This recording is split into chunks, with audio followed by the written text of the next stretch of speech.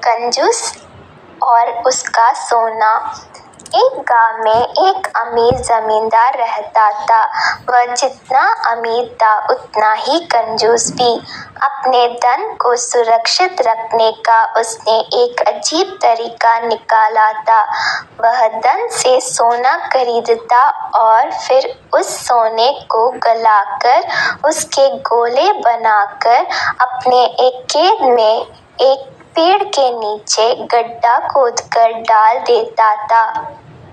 रोज खेत जाना और गड्ढे को खोदकर सोने के गोलों की गिनती करना उसकी दिनचर्या का हिस्सा था।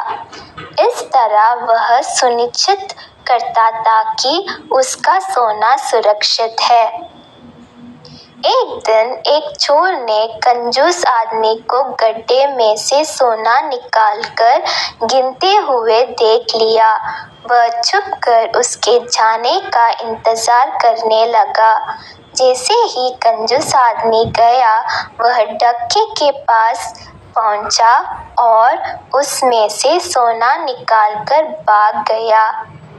अगले दिन जब कंजूस आदमी खेत में गड्ढे के पास पहुंचा तो सारा सोना नदारद पाकर रोने पीटने लगा। उसके रोने की आवाज़ वहां से गुजरते एक राहगीर के कानों में पड़ी तो वह रुक गया।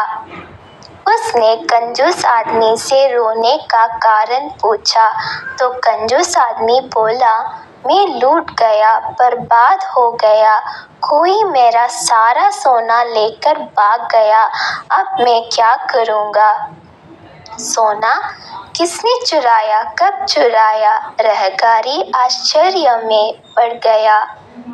पता नहीं चोर ने कब इस गड्ढे को खोदा और सारा सोना लेकर 9-2-11 हो गया। मैं जब यहाँ पहुँचा तो सारा सोना गायब था।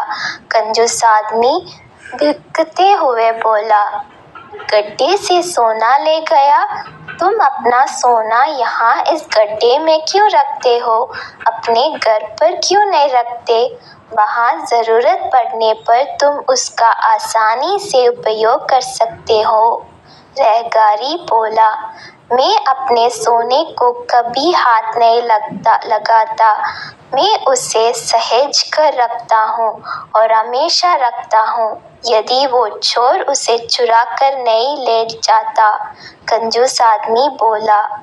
यह बात सुनकर राहगीर ने ज़मीन से कुछ कंकड़ उठाए और उसे उस गड्ढे में डालकर बोला, यदि ऐसी बात है तो इन कंकड़ों को गड्ढे में डालकर गड्ढे को मिट्टी ढक दो और कल्पना करो कि यही तुम्हारा सोना है, क्योंकि इनमें और तुम्हारे सोने में कोई अंतर नहीं है।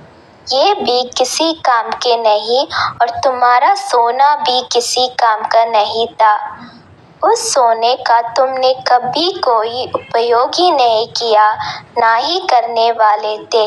उसका होना ना होना बराबर था।